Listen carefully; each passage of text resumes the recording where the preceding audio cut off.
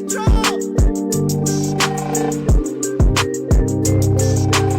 पहला एक एक चीजों को अपनी कॉपी में नोट जरूर कीजिएगा, लिखकर कहीं जरूर रख लीजिएगा। सबसे पहला फर्स्ट है टाइम टेबल या स्लॉट बनाकर पढ़ना। आपको मेरे बच्चे, आप दिक्कत क्या हो रहा है ना कि आप ना तो टाइम टेबल फॉलो कर रहे हैं, ना तो आपके पास कोई स्लॉट है।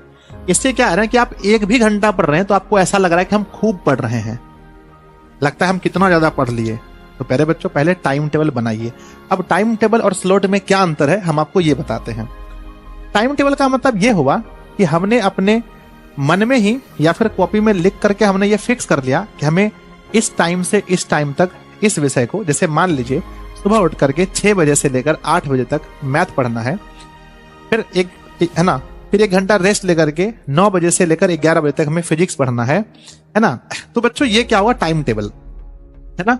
और स्लॉट में क्या होता है, स्लॉट में क्या होता है कि आप अपने आप को ये बोले कि भैया देखो पूरे 24 घंटे के अंदर हमें 4 बार पढ़ने के लिए बैठना है, टाइम फिक्स नहीं है, 4 स्लॉट बनाना है और इस 4 स्लॉट में हमें इस विषय को पढ़ना है, इस विषय को पढ़ना है। तो बच्चों टाइम टेबल या स्लॉट बनाकर जो बच्चे पढ़ते हैं, हमने ऐसा देखा है कि वो नॉर्मल बच्चे से बहुत अच्छा कर पाते हैं।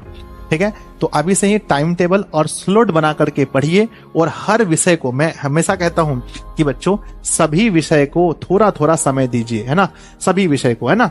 जैसे कि आपका हिंदी बहुत अच्छा है, फिर भी कम से कम 30 मिनट का भी स्लॉट जरूर रखिए। अपने टाइम टेबल में हिंदी को प्रत्येक दिन 30 मिनट भी जरूर रखिए, लेकिन जरूर रखना है, ऐसा नहीं कि हिंदी को छोड़ देंगे।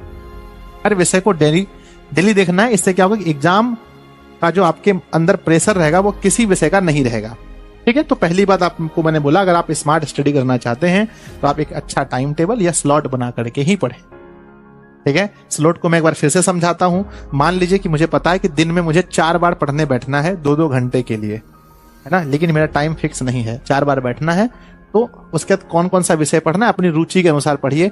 किसी का भी टाइम टेबल कॉपी मत करें, क्योंकि आपका जो दिनचर्या है और किसी और का दिनचर्या वो मैच नहीं करेगा बच्चों। कोई ज्यादा रात को पढ़ने वाले हैं, कोई दिन को, कोई दोपहर में, इसलिए अपनी दिनचर्या खुद से बनाएं। ठीक है।